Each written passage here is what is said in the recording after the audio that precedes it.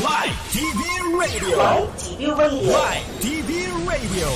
Samantala, pinaiwas po ng DepEd ang paggastos sa kanilang mga tauhan para sa kanilang alternatibong uniforme ngayong tag-init. At ang karagdagang detalye sa report ni Christopher Tirambulo. Christopher?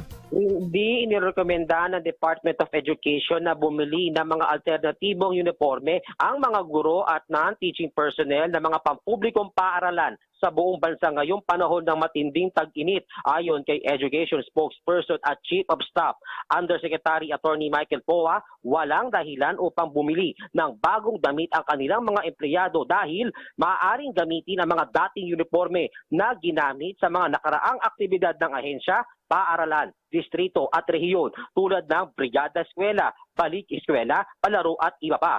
Una na rin sinabi ng ahensya na maaring gamitin ang iba't ibang disenyo ng DepEd color shirt sa kahit anong araw. Ito ang tugon ng ahensya matapos kumalat sa mga online shopping application ang pagbebenta ng mga collar shirt na mayroong DepEd at matatag logo na nagkakahalaga ng 199 pesos hanggang 599 pesos.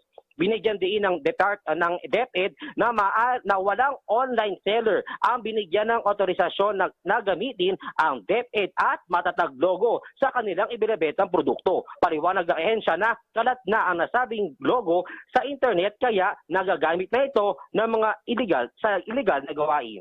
Christopher Tirambulo, Newsline. Maraming salamat sa report na yan, Christopher. Newsline.